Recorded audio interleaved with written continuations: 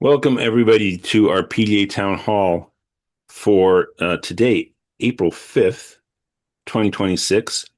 And we have a town hall that's a continuation of a theme that we've been focused upon, which is the necessity of highlighting voices of people who are, basically speaking out against many aspects of how the Trump administration has been operating, protecting workers, protecting civil rights, human rights, and civil liberties today.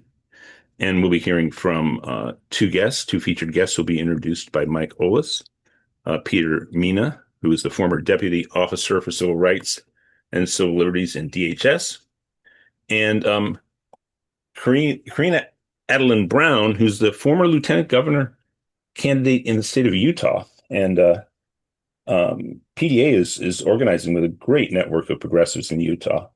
And Utah comes up now and again in all the national political conversations when I get to say that. Very proud of that fact about PDA right now, and people are very happy to hear it. Again, Karina and Peter will be joining us as featured guests. Will be introduced by Mike Olis in the first hour. We were just talking right before we started the recording about Trump's social media posting from the past, overnight basically, and it's just a crazy moment we're living in because, I mean, what he's calling for are overt war crimes. That is, if the Iranians don't open the Strait of Hormuz by Tuesday. I suppose I don't really have any anticipation or expect that there'll be large scale unwillingness among the U.S. armed forces to follow the orders that are given to them, coming down effectively from the commander in chief. But that, I think, by the letter of the law is what the people in the military should do, because the destruction of civilian infrastructure are considered war crimes. Of course, the United States has a long history of it, beginning with the bombings in World War II through Vietnam, etc. And certainly, I suppose, it was part of shock and awe. Also was part of the first Gulf War, part of the Panama sort of Powell doctrine theory of, you don't have a draft, you don't engage troops on the ground, you get as few citizens involved in warfare as possible so they don't object, and you hit with massive air attacks. But these are war crimes. And of course, the manner in which he said it is catching a lot of people's attention. But it's a truly, truly crazy moment. First of all, again, I want to thank everybody who's reached out to me over the past week again. I don't know how much the PDA family is aware that in my previous job, when I was a program director of KPFK Radio in Los Angeles, that building on Cahuenga Boulevard produced more original radio shows than any other building in the country. And if I wanted to look at it that way, I directly was managing, I don't know, something on the order of like 1,500 people. So I know a lot of people, and it's been a lot of people that I really have been obliged to let know about the passing of my mom. And I'm still not caught up on all of it. And it's a little bit still dizzying, of course. But again, I want to thank everybody who's reached out to me. And yesterday, I went to a beautiful Seder at my friend Susie Weissman's house. She and the historian Bob Brenner are a couple, and they have a beautiful radical Seder every year, which is the revolutionary moment of the rebellion of the Jews against the Pharaoh, and everything that's told in Exodus is read in a particularly say PDA friendly, progressive friendly manner in the Haggadah that they read. And it's always fun. But I was late, actually, because I went to an event before that, which is a celebration of the life. It was the 90th birthday for the great radical journalist Robert Scheer, who I worked with at Truthdig, and I wrote for him. And he and his sons were my editors. And it was an incredible event. I come back from the East Coast, and I saw that there was a celebration. I didn't know if I'd even make it. It was from 2 to 6, and then I noticed all the people who were going to be participating, and it said the one of the notices says cameras will start rolling at 2 p.m. And I got there a little after 2, and it really was a formally structured event where I think as a supplement to a documentary film about Bob, they were filming panel after panel after panel. Dennis Kucinich, of course, instrumental in the founding of PDA, was one of the people who was there. Jody Evans from Code Pink, Katrina vanden Heuvel, she actually chimed in from video from far. Ron Kovic, the great peace activist who's the subject of the movie Born on the 4th of July, was there, and a whole number of other people, a lot of them with backgrounds in the peace movement. And of course, Bob Scheer is very well known in his generation. He's obviously turning 90, but he's still perhaps most famous as the primary editor of Ramparts magazine in the 1960s. And of course, that was all about the peace movement. And it was a very powerful event. And while there was a lot of talk about the economics and the crisis of politics in America and Trump, there was a real focus on the war in Iran, and a lot of commentary on it and a lot of wisdom shared about it. And it was a powerful event. Definitely had me thinking all day, and then through the Passover Seder, about what's going on with U.S. foreign policy, the position of the United States in the world. And of course, we had Phyllis Bennis on a couple weeks ago on the town hall. And I really do think it's essential for PDA to try to do what was acknowledged at the event with Bob Scheer quite frequently, that there is not right now a powerful anti-war movement in the country. There's some groups that are moving on, PDA is among them, and I think we have to do, all of us, I think, in fact, Ron Kovic was very powerful about how all of us as U.S. citizens are, of course, were implicated in the actions of our government. And we really have to try to start taking action to bring an end to this war. To say it's misguided is just a grotesque understatement. And that the people who are running the war in the U.S. government don't know what they're doing. Massive understatement. They're killing a lot of people, and they have the most powerful military in the world. And they're really, really harming, obviously, Iran, the countries around Iran, but the United States of America is doing incredible self-harm to itself right now.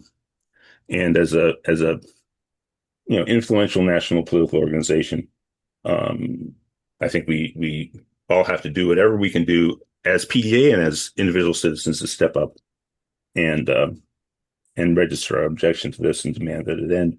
Finally, before I throw to Mike Fox for our PDA to-dos for this week, I want to let everybody know that I am jumping back into work fully as of right now. And on Wednesday, I'm going to the DNC meeting, the quarterly meeting in New Orleans, with William Walter from the Young Progressive Democrats of America Steering Committee. And there's going to be a lot of stuff going on there. I'll be talking with people about AI regulation, obviously about the war, about everything about big money in the Democratic Party. There's a whole bunch of resolutions, but very important to PDA and, of course, myself. Thanks to the Florida delegation and great Florida activists like Jim Langford and Fox. Did you have anything to do with this? I know Jim had a lot to do with it, but thanks. It's all Jim. Jim's the greatest.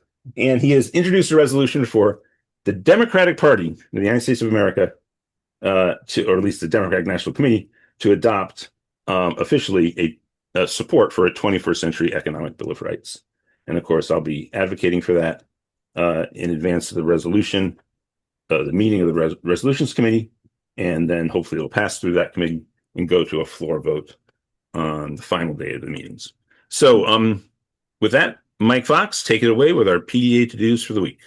Hey, Alan, can I interrupt just a second and say that the last official count we got on our co-sponsors for our resolution is 37, including DNC Vice Chair Shasti Conrad and Jane Klebb, who's one of the DNC vice chairs, as well as several state chairs and also state vice chairs. So it's taking up a very broad appeal right now.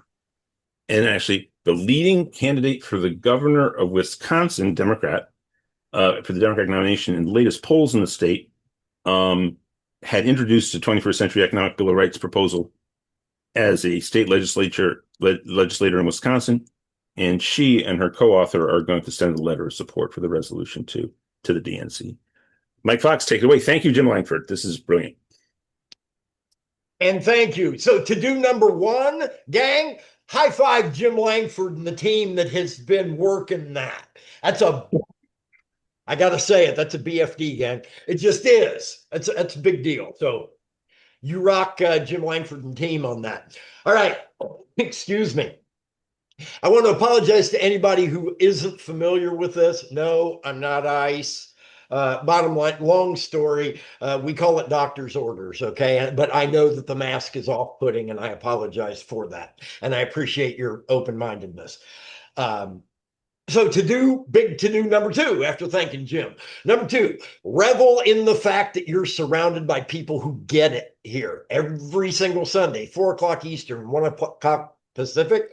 We're here, have been here for 6 years, and we'll be here next week, okay? With the goal of coming together, showing solidarity with each other in very difficult times, and hopefully providing a spring in your step that you did not have when you came in the door. Okay, so please, everybody who's dropping anything in the chat, recognize that it's our job to build community here. Nothing but positive energy in the chat there. Thank you for that.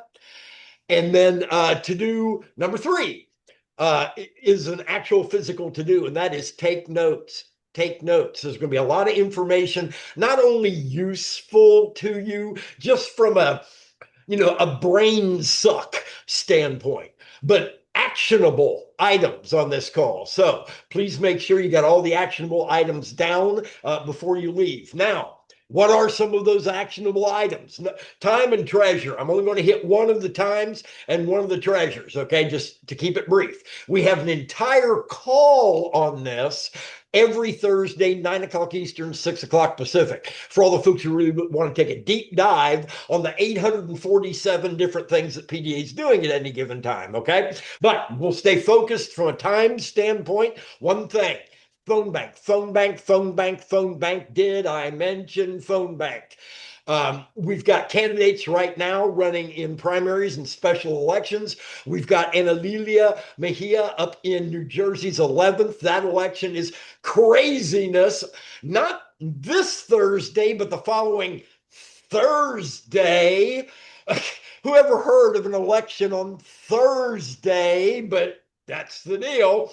So we got to be on the phones in a big way from all across the country to make sure that she takes that seat. And when she does, there is no question that the needle has moved to the left, gang. When you take a look at the kind of candidate Analilia is versus, and no insult intended to the outgoing, just bottom line, Analilia is more progressive.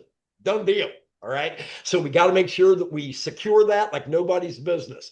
So I'm tossing the link into the chat. If you don't see the link, just go to pdamerica.org/volunteer. Give us an hour. That's all we're looking for, okay? If you can do more than that, beautiful. Please do. We have folks on this call who do way more than that. And phone bankers, there's a bunch of them on this call. Phone bankers, type in the chat. You're a phone banker. Join me. Help me recruit here, okay? We got a goal of 20 new phone bankers from this call, okay? Now that's time. Now treasure. From a treasure standpoint, we'd like to focus today on sustaining donations, okay? We take great pride here at PDA in the fact that the majority of our work, the shovel work, the work gets done by volunteers. And I take great pride in that fact, that people taking their civic responsibility seriously. It's not a job, it's what they do, right? And it just makes my soul soar that is the case here. Cool. However, we do have to keep the lights on. We've got Zoom bills. We got database management bills. We would like to be able to expand some of our technological tools. There's a lot of things that cost money that we can't get around. So, with that in mind, we're trying to get 20 new sustaining donations today. It can be $1, it can be 5, 10, whatever's comfortable for you.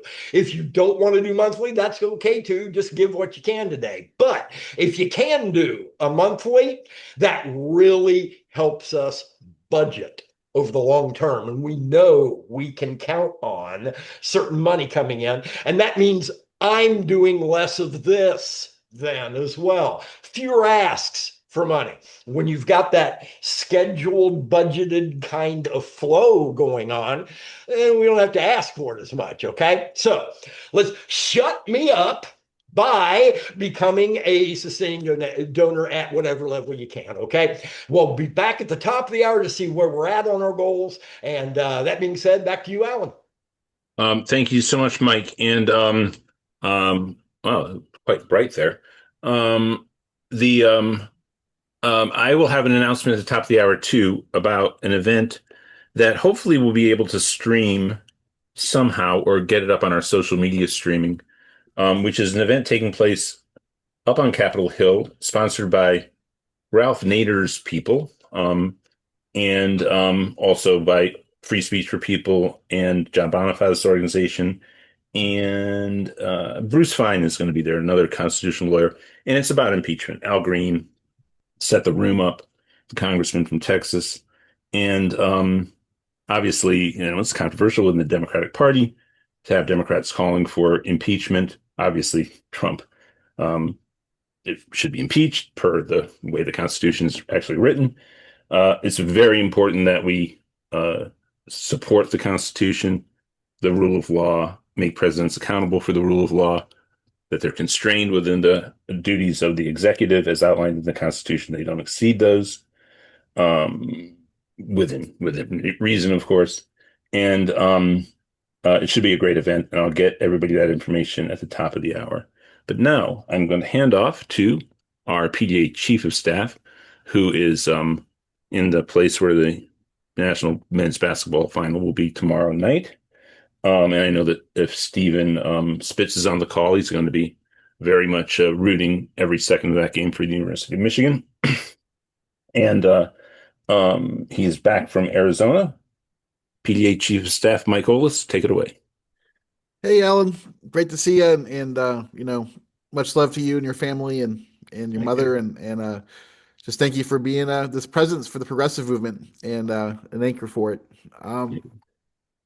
So, hey, everybody, my name is Mike Olis. I am the Chief of Staff of Progressive Democrats of America, based in Indianapolis, Indiana. As Alan alluded to, I spent the last week in Arizona on the campaign trail, CD2. And when I was doing CD2 is a district that is the size of Iowa. It represents everything from the Grand Canyon down to Sedona and Flagstaff is another big city, but it's a massive district. And there was flash flooding in this district in a town called Globe, Arizona. And as we talk about civil rights, civil liberties, and human rights, in Globe and last fall, there was a flash flood that killed 4 or 5 people and did $100 million in damage to the small community out of this flash flood. And the congressman there, Eli Crane, a Republican congressman there, was, in his newsletter this week, complained about how, they're trying to work with FEMA to try and correct the situation and provide aid, 6-7 months after this tragedy had happened. And I was yesterday, I saw some breaking news about this guy named Greg Phillips, who's at FEMA. And he had claimed that God had teleported him to a Waffle House in Rome, Georgia. I don't know if anybody saw this story, but I started trying to connect the dots. I saw that he was in charge of flood control for FEMA, and I wanted to see if he had been at this flood site in Arizona where people had died and where people had their lives ruined. And, the representative Crane was there with this guy, Greg Phillips, at this disaster site. And it was shocking to learn that our government our federal government is being run by people this unserious that they believe in teleport, like God themselves had teleported them to a Waffle House in Rome, Georgia, while people are suffering and dying out of these tragedies and so this is it was eye-opening to me because we're obviously trying to take this member, trying to flip the house in this wave year coming up and want to do our job and this is what we're up against, this government that is so broken that these are the people that are leading it. And so today, today's conversation we're having with our featured guest is about really where we're at in our federal government. And on this Easter Sunday, for those who celebrate Easter, Happy Easter. Where are we at with our federal government when it comes to civil rights, human rights, and civil liberties? And we're really honored to have two guests today. Peter Mina, who is Department of Homeland Security for a long time and just left this fall, who's a civil rights attorney.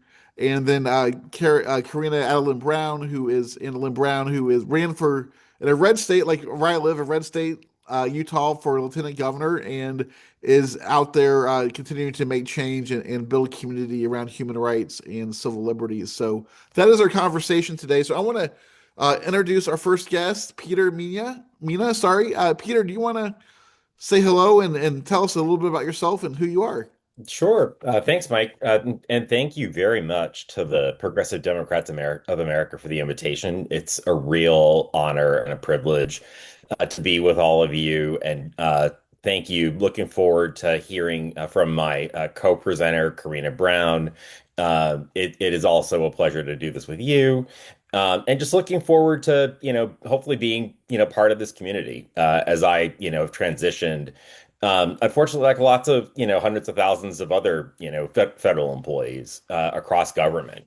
And I think that what is resident for me, and I'll get to, the particular a little bit of my bio in a second, but on Easter Sunday, we're in the middle of Passover. We just finished Ramadan not that long ago. And in fact, as somebody who's Egyptian, it's also April's Arab American Heritage Month. And so I say all of that to say um, service could not be more important right now.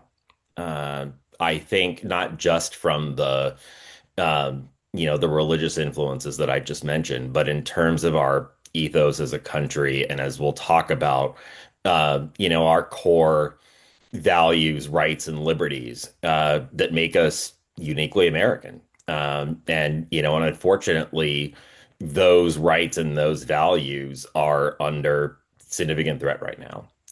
And so I come to this presentation today as an attorney who represents federal employees, who's also, very passionate about civil rights and looking to do more traditional civil rights litigation, like Section 1983 cases, potentially, what's left of Bivens, First Amendment, lots of other cases like that. So I started my own firm in October of last year after leaving DHS. I spent 14 years there in total. I spent 8 years at ICE, actually, six running their labor and employment law program, and then the last 6 years at the Office for Civil Rights and Civil Liberties, where I served as a deputy officer, essentially as it relates to all of the public-facing programs. So, in addition to doing the really important equal employment opportunity work, we had, and I'll go into this in more detail, a public complaints process, as well as provided the department, the secretary on down, and the components with civil rights and civil liberties advice across all of the mission spaces. I know we'll spend a lot of time talking about immigration today, but that is just one part of one of the largest, if not the largest, missions and footprints in the federal government. And so I'll stop there in case, Mike, there's any other comments you want to make, and then happy to kind of walk folks through a little bit of, what the office was, kind of where we are now, why it matters, and then a little bit of what we can do going forward. And Peter, just I guess one of my questions for you, and just kind of working backwards and working Yeah, sure. from the most recent history, I saw that you were on a website by the Heritage Yeah. Foundation that Yep. might have put your family at danger. And I'm Mhm. curious, maybe you can start there. That you're part of this, and where is the federal workforce right now under the second Trump attack? But yeah, what was it like to be singled out, and what did that mean to be attacked by the Heritage Foundation in that way? Um, Thanks for the question, Mike. So, I mean, it's interesting. I actually came to CRCL in the Office of Civil Rights Civil Liberties. We call it CRCL for short. I came there in April of 2019, so in the middle of Trump one.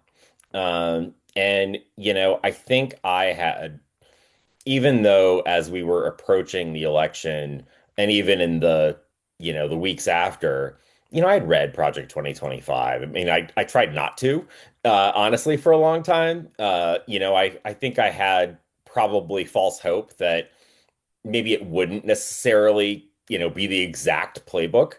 I knew it wouldn't be the same. I mean, I know, from Trump one, um, you know, civil rights is not necessarily the number one wasn't the number one priority then, and I knew it wasn't going to be the number one priority now, not by a long shot. I don't think until much later did I contemplate the entire, office, and it was us plus two other really important oversight offices, the Office of the Immigration and Detention Ombudsman and the Citizenship and Immigration Services Ombudsman that were wiped out, pretty much all at the same time. And, even then, obviously I feel it very acutely because I was there and I was leading the office at the time. But, as I was alluding to earlier, we were 300 of, what, over 150,000 people across the government. I think, you know, in those moments, I thought it was important. I mean, one, my job, yes, of course, you want to fight every single battle because you can't believe what's happening around you. But, um, maybe selfishly, I just wanted to keep my folks employed as long as I possibly could. As we started seeing the writing on the wall, it was my job and it was my responsibility as a leader to protect people as long as I possibly could. It's your job when and it's not unique to CRCL or anywhere else, but I think for any leader, and again, I just kind of feel like this is one of those gut check moments, and it was a gut check moment for me. Um, I was the acting head of the office, so what was I going to do in this moment? And I felt it was my fundamental responsibility to protect my staff that was working as hard as anybody, to not only support the Homeland Security mission, but protect the rights and liberties of the public and the people we served. And it's hard. Even now, I find myself slipping into we sometimes, um, because I care still. But I also realized that as time went on, and I'm sure lots of my colleagues, some of whom are probably on this call, whether whether they were with me at CRCL or anywhere else in the government, you just realize it's time to find a different way to serve. But to ask to, and sorry, that's a very long-winded answer. I didn't even get to the website. But it was horrible. I mean, I know I wasn't one of the first people named on the website. There was a total of three of us from CRCL. And look, of course, I think it's, disgraceful, and I wouldn't wish that on anybody. But, I was a senior executive. I was on the public website. It doesn't excuse it, but okay, fine. I was a little more of a public target. But there were, GS-12, GS-13, and for those people that don't know, the federal government, that's sort of your maybe entry level, kind of a few levels up, professional. No one that would be in the public domain at all and didn't deserve any of this. They were just doing their job. And unfortunately, it's not a matter of, what's legal or if a different administration had different priorities under the law. It's you disagree with us, so you must be an existential threat, and we need to, make sure you're a target. So it was horrible. I mean, luckily, knocking on some wood, nothing really materialized out of it. There were some really horrible things, not about me specifically, but in general, on social media, so I basically got off of everything. But, I had to call my local police department. I had to go to my kid's school, say, hey, this is happening. And again, I'm far from the only one, um, but no one should have to go through that ever. Certainly not for doing your job and trying to serve the American people. And thank you for your service. And I was, also when you look at your record and your voice in the Trump administration, you really rang the bell loudly about how unsafe these ICE detention camps were becoming, and Mhm. not that they were always, Sure. but they that and can you talk talk to us about what that was like and how what you saw from that perspective as being somebody who knows the insides and outside of ICE and seeing these rising deathly numbers. Yeah, sure. So, and couple things to start out with. First of all, um, I was not a one man band. There were more than 140 dedicated federal employees plus contractors that were really doing the work. I just tried to create environments where they could do it and do it well, and try to be an advocate for them when I needed to be. So we had just to kind of give people a little bit um, of the lay of the land as it related to what CRCL did. So as I alluded to, I'll get to the public facing side, including the immigration detention work in a second.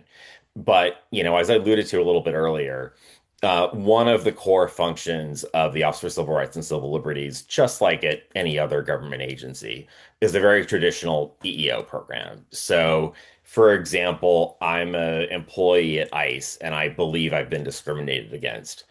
ICE would do the investigation, and then the investigation, should the employee elect it, can come to CRCL and have us review that report and determine whether or not discrimination occurred. Similarly, if I was an employee at a headquarters office and I felt I was discriminated against, we would handle those. So that's the internal stuff. That was actually my whole world up until I got to CRCL. Then on the other side of the house, the public facing side, that's where we had a compliance function where any member of the public that came into contact with Department of Homeland Security personnel, and that's across everything the department did. So certainly immigration detention, but also think about border security. Think about every time you go through an airport and you go through a TSA screener, or if you enter a federal building and you encounter the Federal Protective Service, or you come into contact with a Secret Service officer or agent for that matter. So really anything the department did, and we could be at this for hours, but I'm not going to bore everybody with all those details. But there's lots of really important work, and one thing I will say is there's a lot of national security work. We did a lot of work with the Office of Intelligence and Analysis, which I can get into later. But to your point about detention facilities, we looked at it, I think, from two ends. The first was certainly from a proactive policy perspective. So ICE is looking at new detention standards, or, they are coming up with a new policy as it relates to, I don't know, what's been in the news early on in this administration, like sensitive locations like courthouses or schools or churches, in terms of immigration enforcement operations. Then on the compliance side, that is your very traditional, my rights have been violated in a detention facility. And while there are certainly, sort of the obvious things, like obviously if there's a death in detention, there was a whole investigative process that we worked on with the Office of Professional Responsibility, which is like internal affairs at ICE, or, similarly at CBP. There could be use of force investigations. There could be, everything from that to, access to counsel, or, um, conditions of detention more generally, the use of administrative segregation, all of those issues. And so I think, at a threshold level, as this administration came in, and, people have seen this in the news, there's just an access problem. It's one thing in previous administrations, even in Trump one, we did on average, I would say like 10 to 15 site visits. So we wouldn't investigate every single complaint that came in. One, we didn't have the staff. And two, there are going to be some things like, either similar allegations or maybe it was better, fit for another investigative entity or office. But if we had an aggregate or something egregious like a death, we would actually go on site. And, in this administration, there just wasn't that kind of access at all. And as you saw, oversight was seen by the administration when they wiped out our offices as, internal adversaries or impediments to immigration enforcement. And I think that's unfortunate because not only, and actually I was thinking about this right before I came on, the mission of the department is, with honor and integrity, we will, what is it, protect the homeland, the American people, the homeland, and, and our values. And it's that last part that I really want to drive home.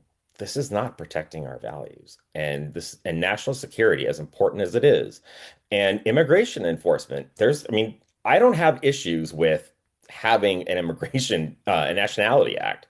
It is how that act is actually implemented and enforced that is the issue. That has to be done in a way that is consistent with the Constitution, consistent with other statutes, consistent with civil rights laws, and consistent with our core values. And unfortunately, there's just no check on that authority. And I think that's a problem, not just for the folks on this call, but believe it or not, actually, I think the overwhelming majority of the officers and agents at ICE, who, at least in my experience, there for 8 years, for all of the unfortunate and, horrible instances that we're seeing right now, and obviously the deaths of the killings of Renee Good and Alex Preddy are front and center. I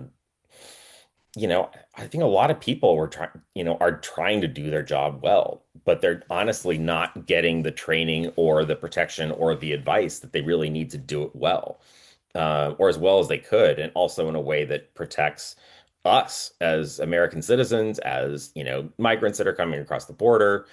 Um, so long-winded answer, but just kind of wanted to give folks, what the ground floor was, before kind of going into some of the specifics. Great. Alan, I see Dorothy has raised her hand. Might want to ask a question, but Alan, are you there? I'm listening intently. I don't have a follow-up question now, though, so continue on. And so I guess my question would be, Peter, as a civil rights attorney, I'm a little bit familiar with 1983 because I was involved with this case around nursing homes and violations of civil rights in nursing Hmm. homes Okay.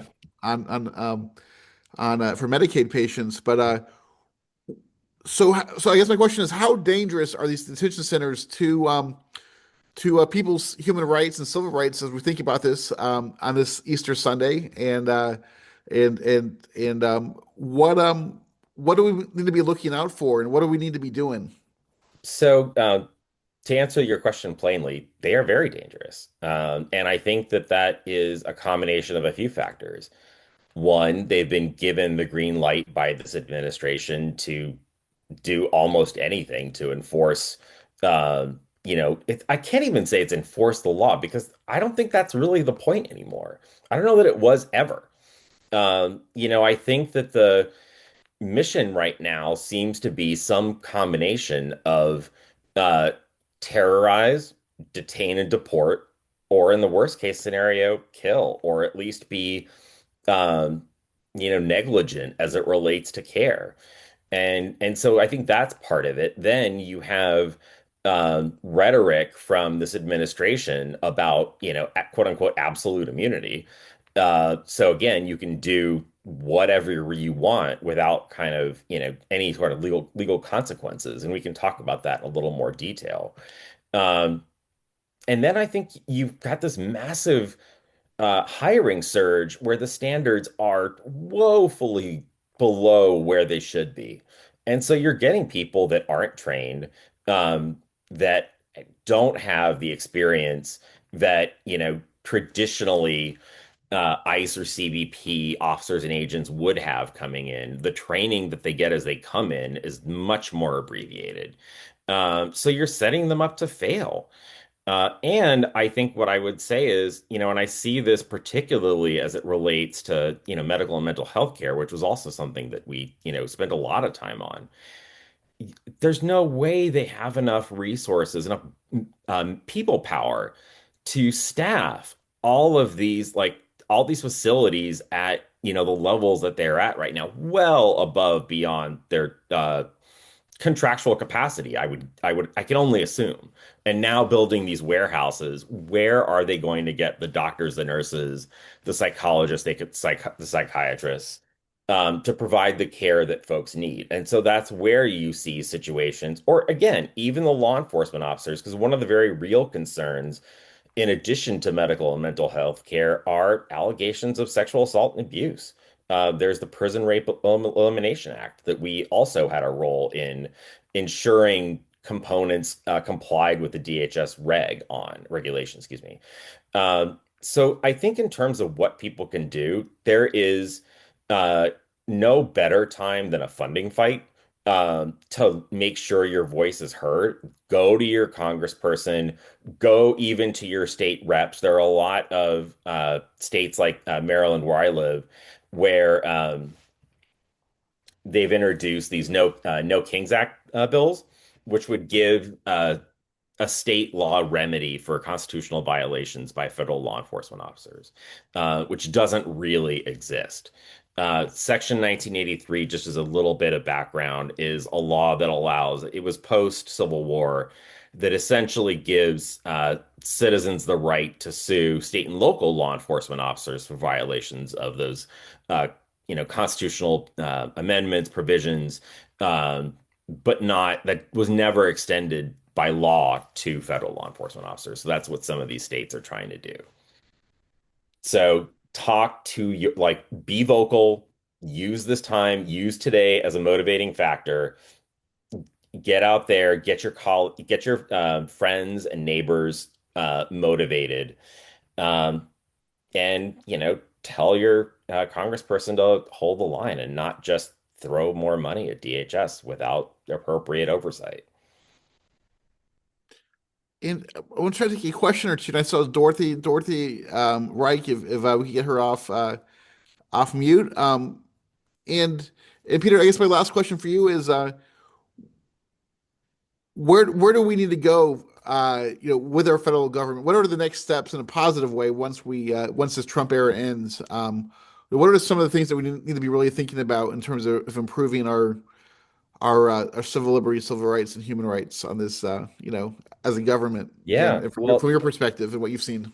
sure. So, I mean, I obviously that's a Big really question, big question, but it's our theme today a little bit, but I it's guess. important. I mean, look, I think at a threshold matter, you mentioned, at the end of this, and I know, I'm probably preaching to a very large choir today, but we can't wait that long. People should be thinking about that right now. And I think, it really starts with a very fundamental question. What does it mean to be American? What is our American society really all about?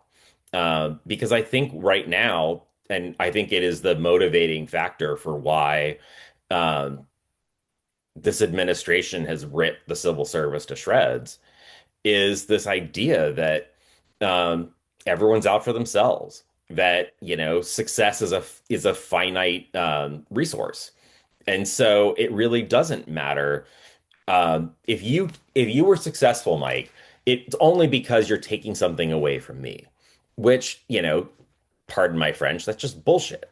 And so I think at this point, we have to decide as a country, are we going to go further down that road of isolation, not just abroad with our allies, but with each other? Or do we really believe, as I do, and I think a lot of people on this call probably do too, that our prosperity is absolutely interconnected with each other's, and we only succeed as a society and as a government if we recognize that fact. And then it is sort of deciding, okay, let's look at the rights enshrined in the Constitution. Let's look at the civil rights laws that we've passed. I can't tell you how aggravating it is to hear the president talk about, well, the civil rights movement was really bad for white people. Um, I mean, it's just abhorrent. And so I think that is, so you start with that, and then you make sure that you have an apolitical civil service, regardless of party. Sure, absolutely. When I was in government, and I'm sure lots of other people that are on this call understood and appreciated their role as, look, I might not agree with you if you're my boss, but it's my job to give you the best advice that I can. I mean, it's what I did in the first Trump administration. And, with the important caveats of better be legal and, at least, for myself, it better be ethical. And if it's not, then look, I can't do this. And I also need to, take steps because it's my responsibility, just like it is for anyone else that takes the oath, to report misconduct or to report wrongdoing. And we are not doing enough. In fact, we've completely gutted the protections for people who come forward and blow the whistle. And those are people I represent right now that I'm trying to protect as best I can, as lots of other great organizations out there are as well. So I'll stop there. I know folks have questions, but that's a little bit of I think what I would encourage people to think about. And as we queue up our questions, are you seeing just a huge flood of people being whistleblowers being under attack now or Oh, under absolutely. threat? I mean, think about, I mean, just at the beginning of the administration, all the IG or inspector generals got wiped out, ironically, besides DHS. Then you had the Office of Special Counsel, which is a smaller federal agency that is designed to actually receive disclosures of alleged wrongdoing, and then also, investigate allegations of retaliation. And, that office also got, stripped of a lot of authority. The person that's running it is a hack and is doing double duty between, I think, what is it, running the VA and running the Office of Special Counsel. I mean, it's ridiculous. I mean, that is the MO across the department. And, I think even just the weakening of civil service protections writ large certainly doesn't encourage anybody to come forward. And all you have to do is, even at ICE, look at the fact that, half of the field leadership on the immigration enforcement side or enforcement and removal operations were all reassigned in favor of people from Border Patrol that this administration thought would be more willing to just do whatever they said. Amazing. This is 2026. We're in an election year and really in the fight of our lives for our democracy. And so thank you, Peter. If there's any questions, would love for to open up the Q&A for a couple minutes and I think I'm unmuted. okay. Hey, Yep, Dorothy. go over it. Hey, so I just wanted to say, nowhere in any of our national papers, the Constitution or anything else, is the word homeland. Homeland is a very dangerous word. It comes from the Nazis, and it was started after 9/11. We started the Department of Homeland Security. We never had that before.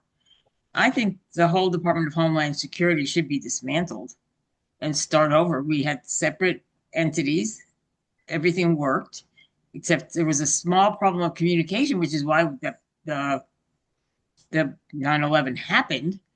But this didn't fix it. I probably just made it worse. And I'm horrified by the whole thing. And I think we need to start from scratch, and we certainly need to abolish ICE and reconstitute it. I mean, ICE is now populated by people who were arrested on January 6th, and they're not getting any training. They're getting 42 hours of training as opposed to months of training. It's terrifying. And you're scared to be out in the street even. We have alerts. Everybody's wearing whistles. Everybody's got their little paper what to do if you see ICE. Everybody who's not documented has to fill out these G28 forms. If you don't know what they are, I'll get a hold of Alan and I'll get them distributed to you, because when you get arrested, they won't give you that form, but you can't be represented by an attorney unless you have that form. And as far as conditions in the ICE jails. There's maggots in the food. This has to end. And we have to dismantle Homeland Security right away. So, Dorothy, I don't disagree with certainly this a lot of the spirit of what you're saying. I think that, unfortunately, and I'm also part of an organization called the Steady State, which is a group of about 400 former national security professionals from, across government, including DHS, state, DoD, and the intelligence community. And so I think what you see, unfortunately, is a lot of the fears of, advocates and others at the stand-up of DHS, which was sort of this, parade of horribles that would lead us to, DHS kind of being like a Ministry of the Interior in other countries. Thank you, Kimberly, for posting that. Appreciate that. So yeah, I mean, there's no question there needs to be, wholesale reform and a rethinking of what DHS is and should look like. I will say though, I Well, we have to disagree. start with taking that name away. We got to Yeah, get rid well, of the so I purple think there's a flag. distinction between and I don't, I mean, look, I'm not beholden to the name. I do think there needs to be a distinction between, for example, the work of the intelligence community and its, foreign intelligence work versus what should be happening domestically or not. Again, consistent with our with the Constitution, civil rights, and civil liberties. Um, but yeah, I mean, I agree, obviously, wholesale reform. I do think there are some things the department did that they did well, but there aren't enough checks and balances. And I think even having the checks and balances as we're seeing right now is not enough. There has to be some controlling mechanism, or you have to have people that will actually use those checks and balances to keep things in line. Otherwise, you're going to have administrations just steamroll right over them, as we're seeing right now. But I just think names carry weight, and I Um, think that just having that name attached to it gives people an idea that they can do things that they shouldn't be doing. And when I first said that, I saw a lot of thumbs up going by, and I just think it's time to. There's another one. I just think it's time to reconstitute it as another and different organization. I don't know what FEMA is doing in there. Yeah, It's a I mean, big mess. they're going to be, and I want to give, other folks opportunities to ask questions too, but, Mhm. there's FEMA, there's, Secret Service used to be a Treasury, there are lots of other, ways, but I do think the information sharing issue, at least done responsibly, is an important goal, whether it is as currently constituted or in some other way.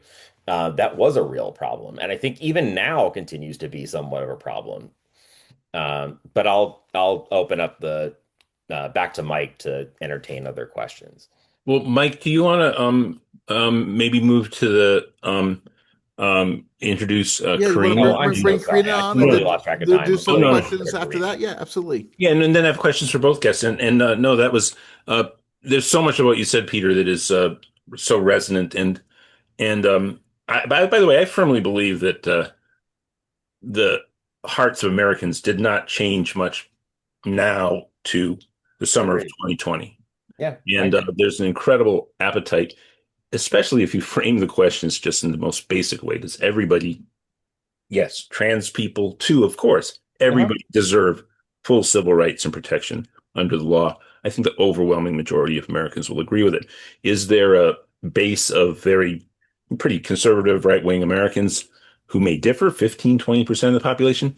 And did they, in a sense, exploit what people sort of saw as an overreach of the post George Floyd moment Yeah, around things like the DEI training at people's workplaces and the yeah. Robin DiAngelo stuff? Can I Yeah. just before we go to Karina, just two super quick things. Mhm. One, I think the issue here is not so much, I agree with you that I think the majority of people don't think, or sorry, do think that people's rights should be protected. I think the problem is people don't see it as their problem enough.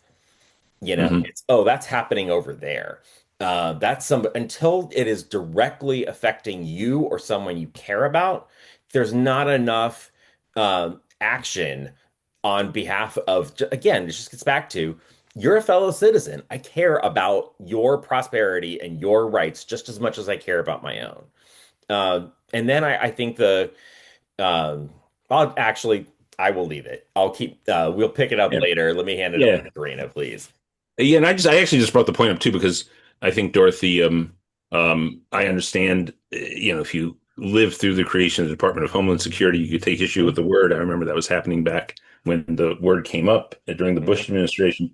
But I do think the left, just as now, this is just me speaking to Yeah. all the progressives on the call, we have to be a little careful about language policing. Um, Hmm. and we have to respect people who want to see words evolve and change and they suit them better. But yeah, language policing was not a popular thing, our political enemies in the society have a media apparatus that's very disciplined, and they go after they poll these things, they test them, and if they see the left being very particular about language, I think anytime in the next decade, they're just going to try Right. to make us out to be, the Stalinist thought police or something, which of course we're not. Right. Thank you. Great. So much to reflect on what you said. Back to you, Michael though. Take it Great. away. And yeah, Peter, you can stay on. We'll have some more Of course. questions, Yeah. but let's Happy to. let's bring Karina Andelin-Brown on from Utah. Karina ran for lieutenant governor in Utah in 2020. Red state politics, as somebody who lives in a red state, is can be pretty tough, and sometimes you run just to move the needle and change the conversation and open up the possibilities down the road. So, Karina, welcome to the call, and I know you're best friends with one of my really good friends, Kimberly Conkle, who has really helped orchestrate this conversation when it comes to the future of the federal workforce and the attacks under Trump and where we need to go. So, Karina, do you want to introduce yourself and tell us a little bit about your work and what you're seeing on the ground? Yeah, thank you so much, Mike. I appreciate the opportunity to be here. Can you hear me okay? Yes, great. Okay, awesome. So I really appreciate you, Progressive Democrats of America, for the opportunity to participate today, and I'm honored to present with Peter. And I really agree with what you said, Peter, about how service has never been more important and our prosperity is interconnected. That is really correct statements. And I ran for lieutenant governor in Utah as a Democrat in 2020, but it wasn't as hard as you might think it would be. I had some really great experiences with people from all political backgrounds during that campaign, and we were running during the pandemic, as you know, so that made it a little more challenging. But it is a good opportunity to get different messages out and have a big microphone on what we should be focusing on and good questions to bring up.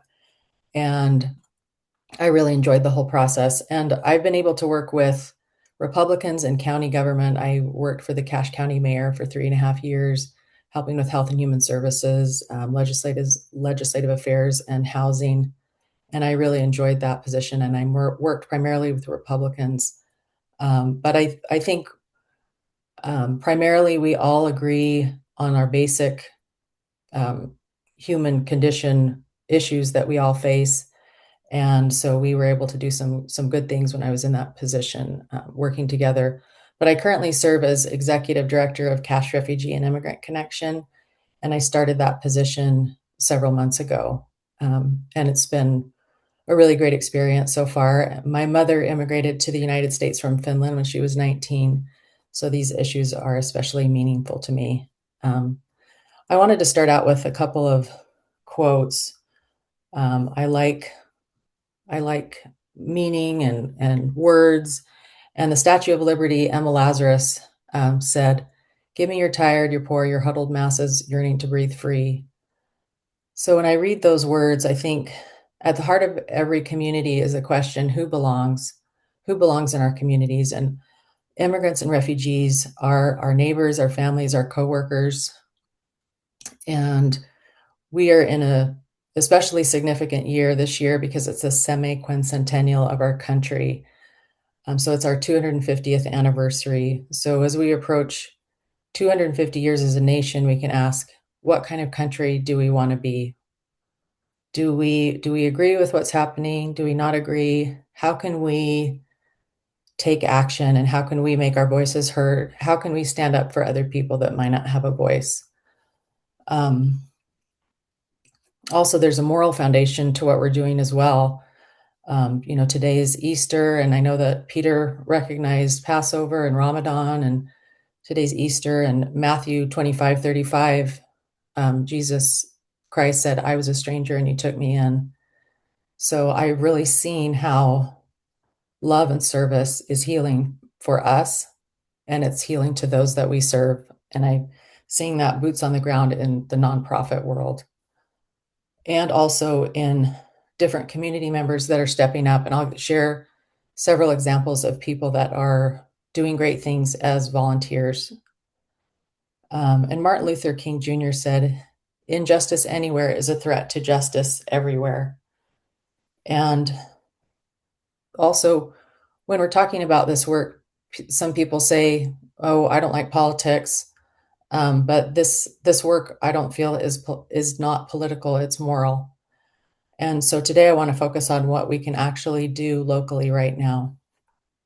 So I'm going to share some stories from my work in our nonprofit, and one of them is a case manager that works for a nonprofit from Afghanistan originally, and he spent 9 months in a refugee camp, and he settled in Utah, and now he works as a case manager helping other refugees and immigrants.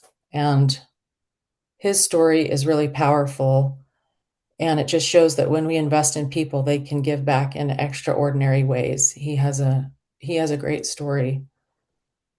The refugees and immigrants that we serve face barriers, of course, with language, legal issues, employment, and isolation. And so that's where we can come in as community members to really make a difference. And I recently met with a man in the community that presented a welcoming city resolution for one of the cities in our community. And he's just doing it and having local organizations sign on and presenting it to the city council for them to vote on this city being a welcoming city.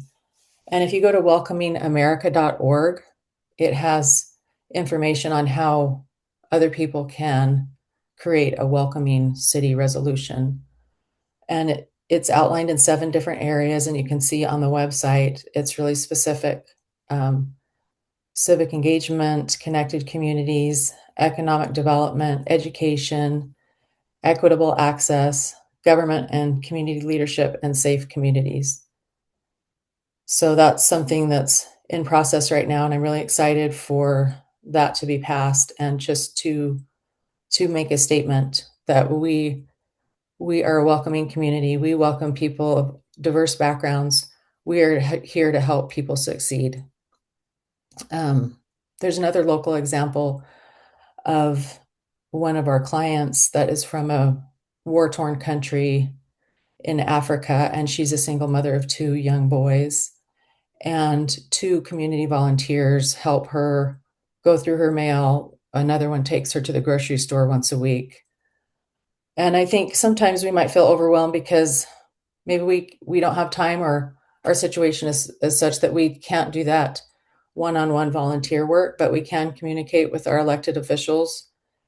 And there's things that we can do no matter what our life situation is. Because everything that we do adds up to be something big. Our clients face legal hurdles sometimes. And one of our case managers, the one from Afghanistan, said the clients need more legal resources and to know where to turn. And so one of our board members, who's an attorney, created a list of law firms with different categories for what they might need assistance with. So that's helpful to give to the clients. There's also a free legal clinic in the community that helps people with their legal issues. There's another one that specifically helps people fill out their G28 forms. And I spoke with a volunteer from that organization, and she's so passionate that she said they're going to go door to door to help knocked because people are afraid to come to community gatherings because they're afraid that ICE will come and raid it. So they can't publicly publicize or give notice of different events because people are afraid to come out to those events. So they're so committed that they're going to go door to door to help people fill out G28 forms. So that was really inspiring to me. Another barrier is language and connection. So language access, there's another nonprofit in town that teaches English language classes to clients. Another one of our case managers is helping people with other aspects of what they might be going through, but through music. And so he got Afghan instruments. And there's several of our clients that have been playing music together and singing, and they will be performing at the Logan Tabernacle in June. So that's something that's really meaningful and exciting for the community.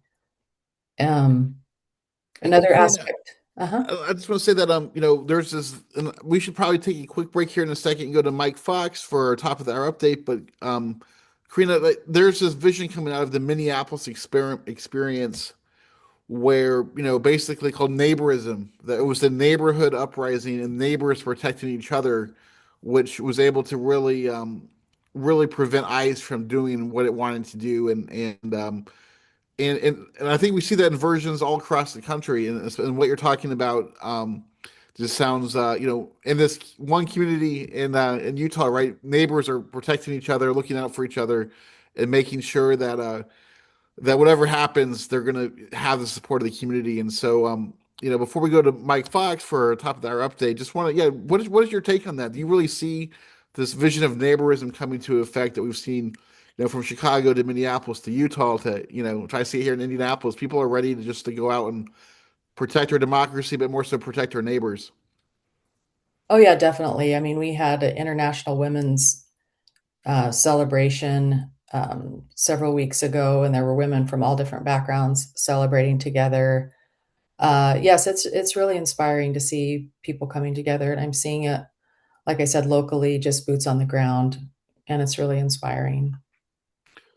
Great, and thank you for your work, and thank you for working to transform red state politics, and I think if we just keep at it, you never know when that door is going to open, and the winds change, and so Karina, if you can hold on 1 second, we'll bring Peter back, and then let's go to Mike Fox for our top of the hour update.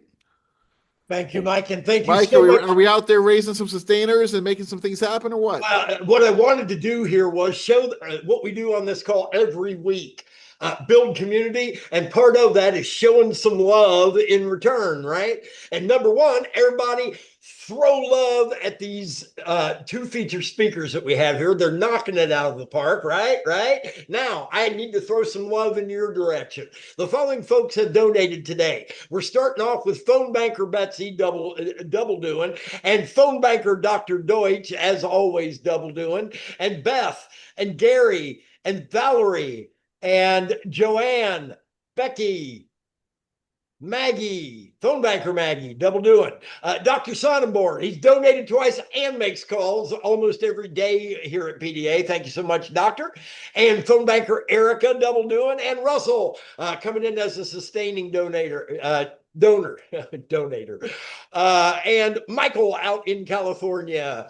And David and Mary, not only phone banker Mary, double doing, but also became a sustainer. So she's triple doing. Thank you so much, Mary. And the same for Michael in Chicago. And Debbie and phone banker Aaron is double doing. And Dorothy, as always, thank you so much, Dorothy, for your more than kind $100 donation. Everybody, Dorothy's donation has been the largest one today. Anybody wants to show solidarity with her, she's always here. She always has PDA's back. And if you can show her some solidarity with a matching or a better donation, I know it would put a spring in her step. And then Dr. Sonneborn again, he's all over the place, Dr. Sonneborn. Good to see you there, brother. And Ed and phone banker Michael, phone banker Betsy, and phone banker Mary, who also helps cut our phone list, who is also now a sustainer. Thank you so much, Mary. Our state chapter coordinator, Bob, out in Missouri, and Michael again, Michael S. in Chicago, who starts us off every week here with this kind $5 donation. Thanks so much, Michael. We appreciate it. We're still short on goal of 100% solidarity here, gang. So I'm going to be tossing into the chat how you can make a donation. If you don't see that in the chat, go to pdamerica.org, bank, hit the donate button. Likewise, many thanks to the folks who have signed up for volunteer shift. We're at 17 right now, so we need a minimum of 4 more to break goal, but I'd like to see that doubled if at all possible by the time we get to family time. Okay, let's get back to our guests. Thanks, Mike. My goal is no Fox and clock. Alan Just Minsky. quickly, Alan here. I put in the chat the link to nader.org for the symposium with expert legal constitutional scholars in the Rayburn office building Wednesday at 9 a.m. It's a I think it's a 3.5 hour event. All the information about the speakers, from Ben Cohn from Ben and Jerry's to, a bunch of, law professors, are going to be there. And it is in the link in the chat right now, Expert Legal Symposium on Impeachment and the Meaning of Bribery and Other High Crimes and Misdemeanors. PDA will be a sponsor of it. Right now, we're not listed. I'll let the Nader people know that. It doesn't have the link to the live stream. I know there will be a live stream. I'll get that out in the national email in the coming days. Thank you, Mike, and thank you, Mike. Great. Well, it's Easter Sunday, Passover. It's an interfaith, multi-faith kind of Sunday afternoon where people are just enjoying a Sunday afternoon together here at the PDA Town Hall, and we are talking human rights, civil rights, and civil liberties with two practitioners, Peter Mina and Karina Andelin-Brown, and maybe want to let's open up for some questions and some conversation as we wrap up this call today. We'll go to about maybe 5:30 and at 5:30 Eastern, 2:30 Western, and just keep some conversations going as we're thinking about the road ahead and what we can do as a movement together. So, Mike Fox, if you can help direct some questions, we'll just start the conversation. Folks want to raise their hand?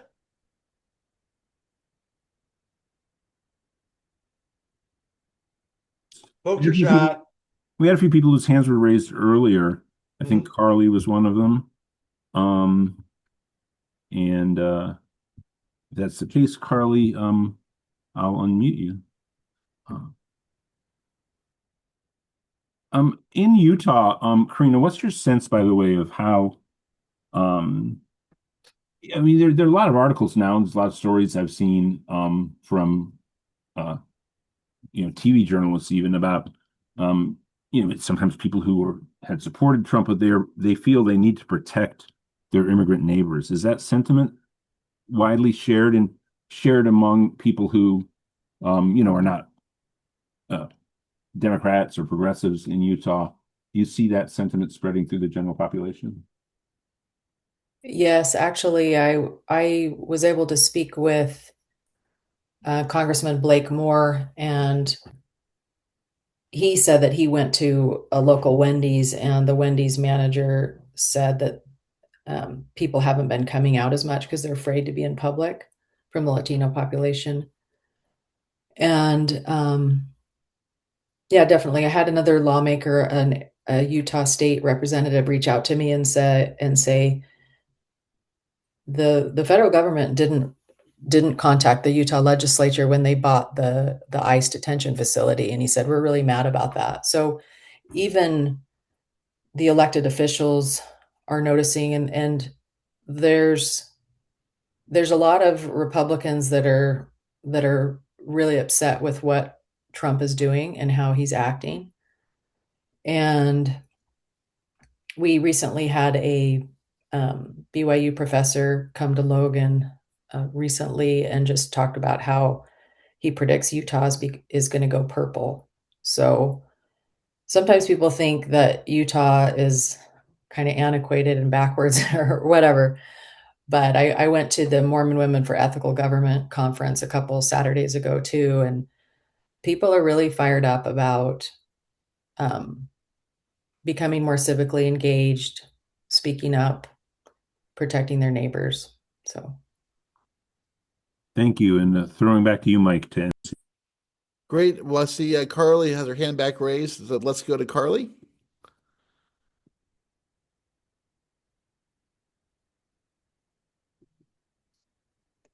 Should be able to unmute, Carly. I'm good. I wanted to ask about how I know this is probably a stupid question, but I assume persons with disabilities in these ICE detention centers and and immigrants with disabilities are getting screwed over as well. And exactly how? So Carly, I don't know exactly what's happening day to day, but I can tell you historically, our office, that's one of the few places where we actually had authority to grant uh, individual relief, and that could be anything from, being denied crutches or being denied glasses or being denied any accommodation that is necessary for a medical condition that they have. And so we would actually get those complaints, do investigations regarding those, and then actually make either we could potentially make recommendations to either ICE or CBP, depending on where the person was being held. And then actually it's one of the, again, few rare places where we could actually order relief. The other place that comes up might be actually at USCIS as it relates to naturalization interviews or other benefits interviews where people aren't getting interpreters or, the support they need, if they had, a mental disability or mental health concerns. So those are just a little bit of a flavor. And Karina may know boots on the ground, but just wanted to give you at least the policy framework.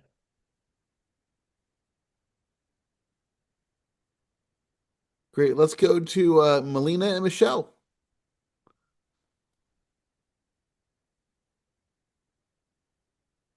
Yep, having button challenges here, Mike. Okay, 1 second. Melina and Hold Michelle, on a 1 second, second. Melania.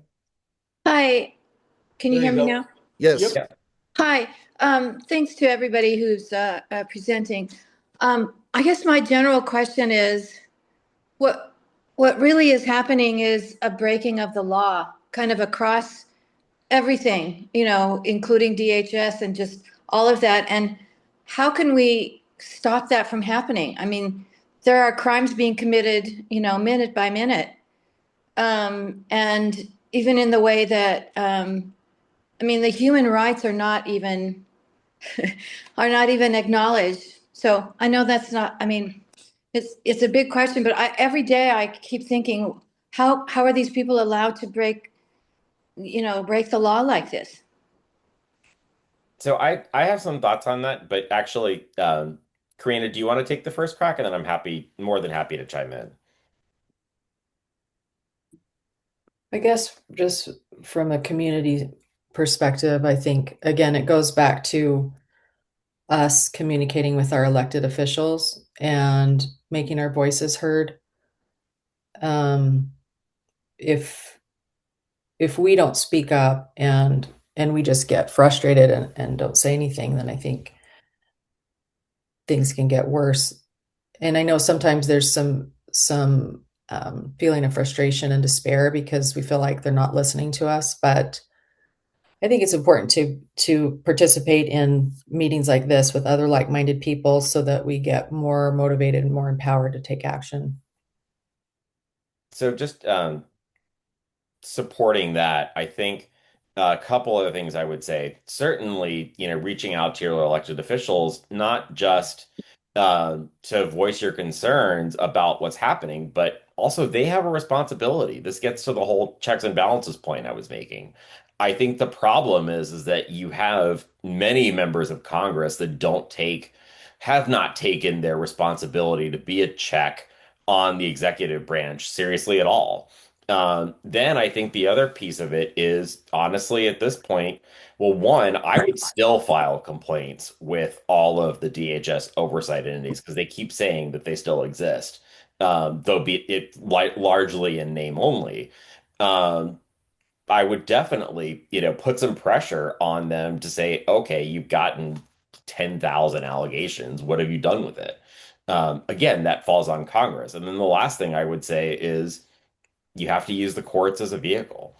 Certainly at the on the federal level, you've got, district courts and courts of appeals. Certainly, the traditional roadblock, at least in the last 10 or 20 years, has been the Supreme Court. But hopefully, based on at least the birthright citizenship argument, that's hopefully a bridge too far for them.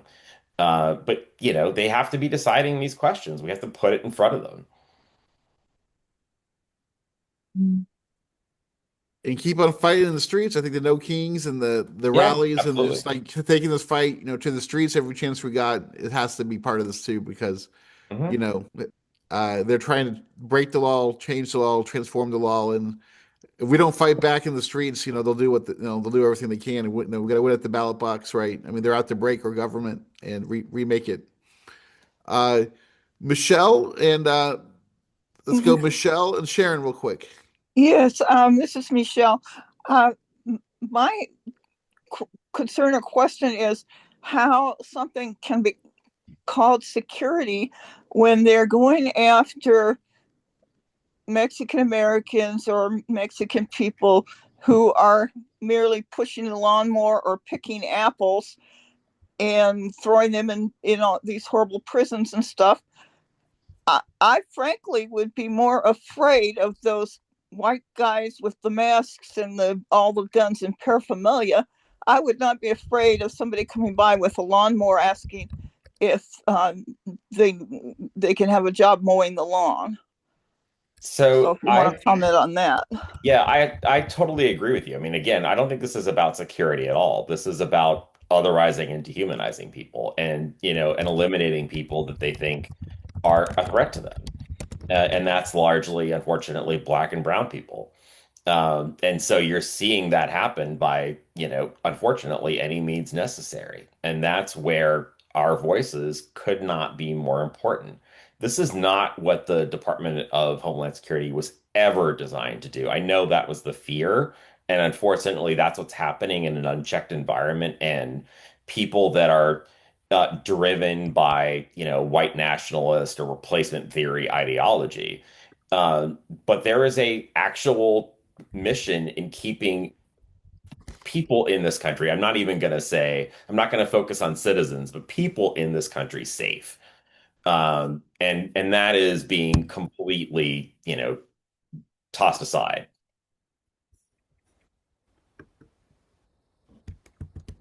Let's go to Sharon up in Washington State, I think. Hey, Sharon. Hi, thank you. Yeah, just to say, I really appreciate your work very much. I feel very lucky to be in a community where we are watching out for each other, and we've had numerous trainings on that over many months now. And just lastly, I really just want to say that I agree 1,000% with Dorothy, what she said about the word homeland. Every time I hear it, it sends cold chills up my spine, and I think sometimes we need to be the language police. Thank you. Thanks, Sharon. And yeah, Homeland is a yeah. Yeah, it's a word that is very problematic. Let's go to Jeffrey Parker. And I guess I'm sorry. Do you want to respond? Respond to Peter or Karina? Then we'll go to Jeffrey. I mean, I think we have talked about. I fully recognize the concern. I do think the in we can have that concern, but I think part of our responsibility in this moment is to offer an alternative to this abject insanity. And what should our immigration system look like? What is a system that is humane and consistent with our values while, actually enforcing legitimate law? Because I think if you just say, well, there shouldn't be an immigration system, that's not gonna that's not going to carry the day in this environment. And so I think it is, you know, putting out a meaningful alternative. I mean, I just feel like that's why, we're talking about having a plan for what happens after all of this. That's going to be how you're going to persuade people, in my opinion. And Peter or Karina, is there you're part of the steady state conversation? Is that part of this coalitions that are coming together that there is this visioning that's going on and this organizing going on for the next step and no, we got to defeat MAGA, defeat Trump, save our democracy. But these groups are out there already starting to think about this, right? And Yeah, so I mean, I think the steady state is a little different in the sense that um, it's definitely bipartisan. It does endorse candidates. We do actually have a podcast of which I'm a co-host, but I think, these are a lot of former Intel men and women, and so politics is not their comfort space. And so I think there's while I think we all want to be subject matter experts and help the policymakers, I don't know that you're necessarily going to see the steady state platform for this is what America should look like, or this is what the national security enterprise should look like. Maybe that will change over time. But they've been primarily using their voice to educate, to file amicus briefs in important litigation. And again, just to try and educate people about national security issues. And my responsibility is doing that in such a way that people understand that national security and the protection of civil rights and civil liberties are not, and human rights for that matter, are not mutually exclusive. well, Karina, I don't know if you want to chime in here, Karina, as we get Jeffrey on board. We'll go to that 5 minutes. So Jeffrey Parker, do you want to unmute? I We'll go think I'm. I Jeffrey, think. Heidi, back to Dorothy, I think. I think I'm unmuted. If I'm not, let me Yep, hey, know. Yep, you Jeffrey. are. Okay. Greetings from rural California. I'm not at all a religious person, but today I think is Easter, and we awaken today to an extraordinarily both vile and Disgusting. criminal tweet from our president. I'm interested in hearing from both of you, but Karina, particularly, is this kind of behavior likely to? I mean, you're red state. It's a Mormon state. It's you know, kind of probably Christian evangelical or whatever stripe of that Mormonism is. Does this kind of thing have the potential to crack that kind of solidarity that seems to exist between Christian fundamentalism and republicanism and fascism? Yeah, definitely. I mean, I've been seeing comments from some of my friends on social media referencing it and how horrified they are. And just to give you another perspective, I have two brothers that live out of state. One of them lives in Missouri, and he said the farmers here in Missouri are against Trump. They don't support the war. And my other brother that lives in Illinois, he had voted for Trump in the past, and he said he needs to be in jail. So those are some perspectives from two of my brothers that are very angry with how he's acting. And I see that on the boots on the ground too with some of my other colleagues that work in local government or work for or the outreach director for Senator John Curtis. They're very frustrated with how he's acting. Yeah, I mean, I don't know how you wake up on Easter morning, and that's what you tweet out. And I mean, this war is illegal. It's just, I was with a lot of family today. I was trying to get some vibes, and it just, I think people just are in shock and are just keeping them to themselves. I think, especially when I hang out with some of my more red family members. But I think everybody's in shock right now. Well, it kind of goes to how he was his disrespect goes across all different categories and people and, saying that on Easter. I mean, he's out of control. And this war is like very unpopular, right? I mean, this war is, no president has gone to war. I mean, the way it normally works, people are pro-war until they become anti-war, and the American population was anti-war before the Iran-Israel war until before it started. So this is a very weird and scary moment when the president went to war with no popular support. And let's go to our last couple Q&As. I see. I'm sorry, who am I missing? I got Dorothy There's Heidi and also. Heidi. Yeah, Heidi first, and then Dorothy. Can you hear me? Yep, and then yep. Hey Heidi, and then lastly, I want to go to Margaret because she's my Indianapolis buddy. So we'll go to Heidi, Dorothy, and then Margaret. Awesome. Couple questions. I know if I'll be brief about them. One is, how does the Homeland Security Department treat our environment these days and protect it for the people?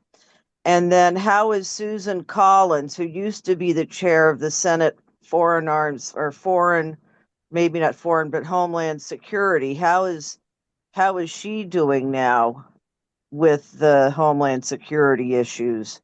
Because I used to like what she said on the hearings. So Heidi, I think as it relates to the environmental issues, and I'm certainly no expert, but I will say as an issue that's probably near and dear to a lot of people's hearts on this call is, environmental justice used to be a real, priority, certainly in the last 4 years. And there had been an executive order that was in place for, I think, back to the Clinton administration. And unfortunately, that just got, wiped away and became part of the target of the whole, anti-DEI movement. Certainly, in addition to that, you have the what is it, NEPA compliance. And so that is probably, I don't know because I'm not there, but certainly I'm assuming as this crazy expansion of detention facilities has been happening, you're not seeing the kind of normal compliance that you would in any other normal, quote unquote, normal administration. And as for Susan Collins, actually the previous Democratic chair of the Senate Homeland Security and Governmental Affairs Committee is Gary Peters from Michigan. And so he's now the ranking member, and Rand Paul is the chair. And, I don't certainly agree with a lot of Rand Paul's politics. I don't, it certainly could have been worse. And then I think you are seeing, I mean, just a lot of people in that space are just, to borrow, I think, Mike's word, they're just not serious. And so it's hard to really have meaningful policy debate when that's who you're dealing with. Thank you, Heidi, and let's go back to Dorothy.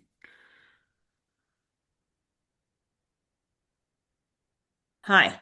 Okay, so I have a couple of things. So, first of all, I want to thank Sharon for her support. The Republicans are really good at wordsmithing, and we are not. I will remind us that we had a phrase called global warming, which was scary. It was replaced by climate change. That was a Frank Luntz phrase that he put in so that people wouldn't be scared, because change could be good, right?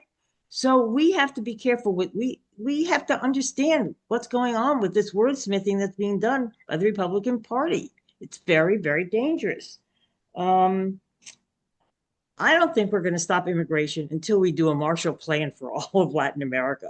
We have destroyed those countries. People can't make a living there. They have to send somebody up here to earn money to send back down there so that families can live. One person can come up here and they can support a family, a whole extended family down in Latin America, build a house, have a retirement place. They're going to keep coming. Also, places that are even worse, people will come with their children because they want their children to have a future. So as long as we're destroying the rest of the world's going to try to come here. I want to say also, what's this family? Oh, yeah, there's a poem. It's called Home. And the first line is, you only leave home when home won't let you stay. If you look up that poem, it break your heart. Also, let's not forget May 1st. May 1st is a general strike. If you are able, no shopping, no work, stay home that day. Go for a walk. we And need to across the support. country, there's gonna be a mass protest, right? So yeah, let's gear up for May 1st. Like No Kings, that's gonna be a day of huge action with May 1st and May 2nd. So So let's have that's PDA absolutely right. support that and promote that, please. Been Oh, doing it for over a month.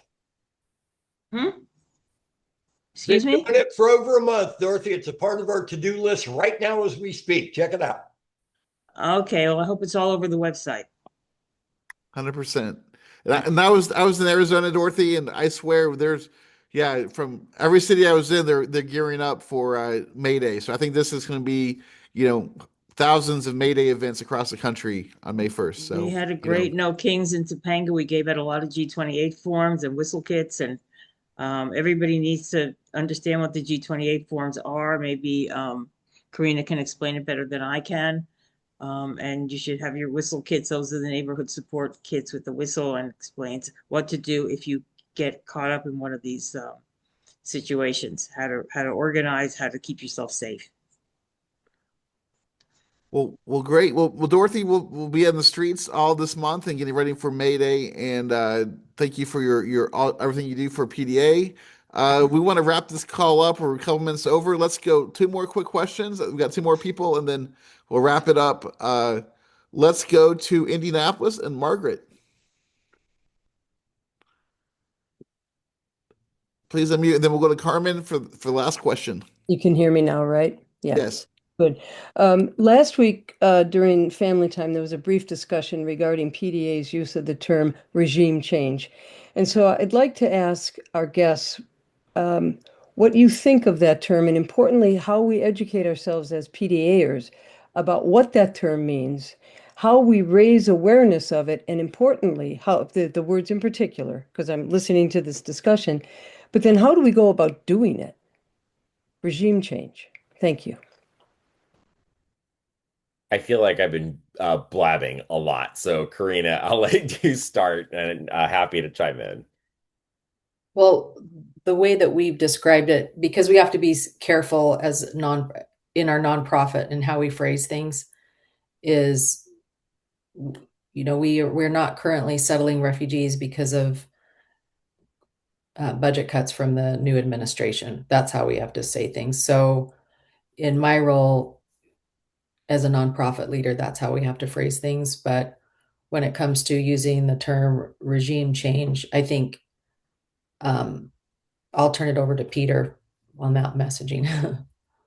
So I think depending on which way you're pointing it, I think that, kind of my thoughts on it are a little bit different. Certainly, the war in Iran is just a prime example of, a failed attempt at regime change. And this idea of, American foreign policy based on, bullying and intimidation, which, clearly has not worked. Um, their only example seems to be Venezuela, which is a totally different situation and environment than Iran or anywhere else in the Middle East or many other places in the world. I think if you're looking domestically, um, I feel that sentiment. I'm also thinking about, honestly, what resonates outside of the conversations that are happening here.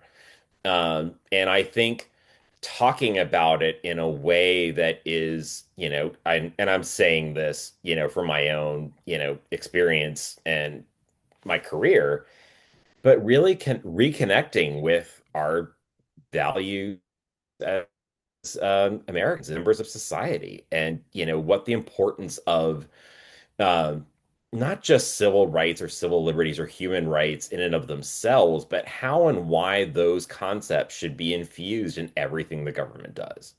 I mean, that's what we tried to do at CRCL for the Department of Homeland Security, and I feel like it's not a unreasonable thing to say that that should infuse how we run our government.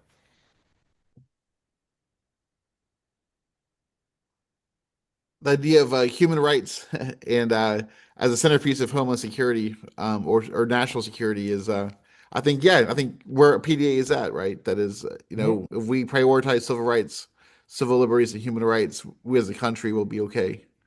I actually think Carmen, it makes us safer. 100%. And it makes the world safer because I think most of the world wants the same thing, right? And Yep.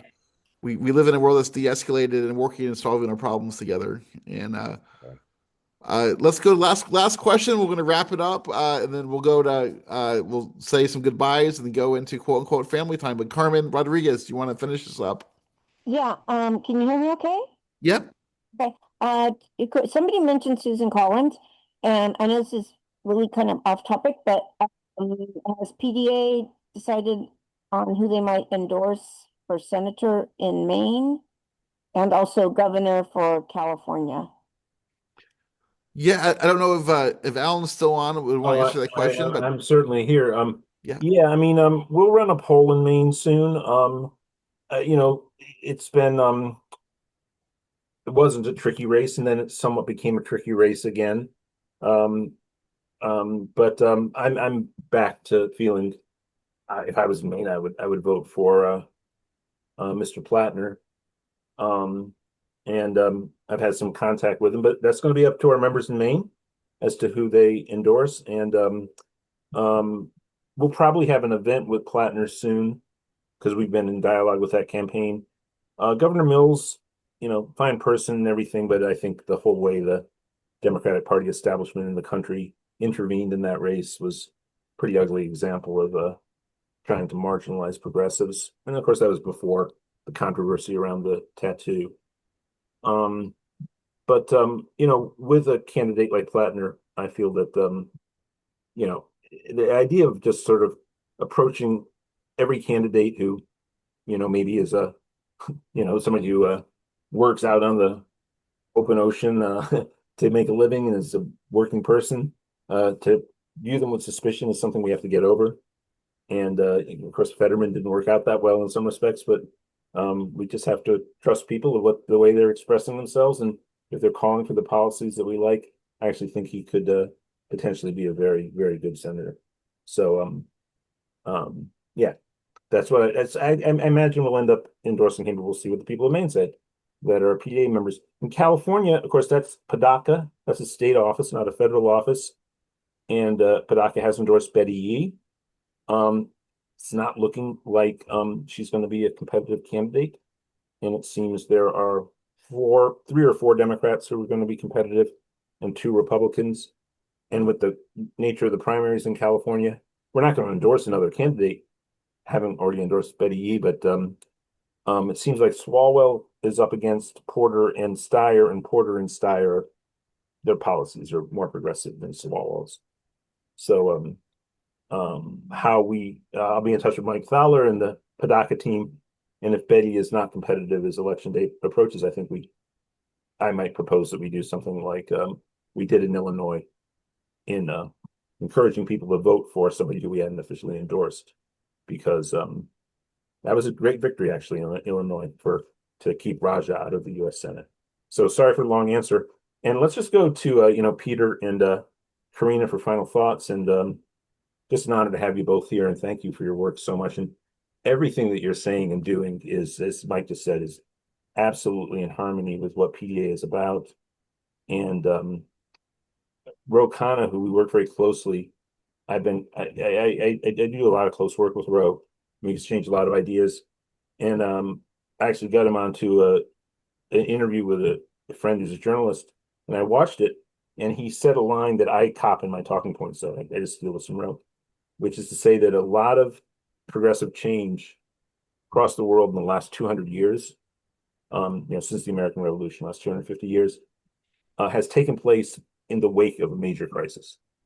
And we have an opportunity, because of the nature and breadth of this crisis, the Trump crisis effectively, and the trampling of all the U.S. Constitution and everything, and the rule of law, as one caller said, we have an opportunity to remake America. And it's absolutely along the lines of the work you both are doing right now. We really have to lean into that. And I think that's something that the people in America and people around the world who want America to be, a leading progressive society. We are the most diverse country in the history of the world. And if we can get over this one great historical barrier we've never quite been able to get over, we'll really be the first successful multiracial democracy in the history of the world. And all the work you're doing, all that you're saying has to be right at the heart of that, I think. So thank you for what you're doing. Looking forward to working with you going forward. So, Peter, Karina, last words as we wrap up today's call. And thank you to everybody for joining us on this holiday weekend. And every Sunday at 4 o'clock Eastern, 1 o'clock Pacific, we are together organizing, talking, dreaming, fighting together. So, I'm going to Peter say ladies and first, Karina, do you want to take actually. it away? Go ahead, Karina. Oh, just thank you for the opportunity to talk with you all this afternoon on such a special day. And I'm excited to see what we can do as Americans this year. I mean, it's the 250th anniversary of America, and I'm seeing so much goodness in our community and in our state and in our country. I know there's a lot of dark things that are happening right now, but I think it's our opportunity to really shine. Yeah, I think just echoing everything Alan and Karina just said, thinking about quotes that we've heard. I just heard on a podcast the other day, and it's more of a, Buddhist or Zen concept, but it's, don't waste your suffering. And I feel like right now is one of those times where, unfortunately we are suffering, but the answer isn't just to, put your head in the sand and pretend it's not happening or just try and make the pain go away. It's to, stand up for what you believe in, learn from the moment that we're in, and make a better community, country, and hopefully world someday. And so, thank you again for the invitation. It was a real honor and a privilege, to be with all of you and look forward to doing more of it in the future. Well, thank you, and thank you for everybody who's joined us today, coast to coast. We had over 300 people on this call today, and this is what happens even on a holiday weekend. People want to show up and talk and build community, and so thank you to our federal workers. I want to give a shout out to Kimberly Conkle, who is one of the first workers who really federal workers under Trump who has gone through suffering and is using that suffering for good. And so thank you, Kimberly, for your work and your support and friendship. And let's wrap it up. It's been a great call. And Mike Fox, do you want to take it over and take us into the family time segment?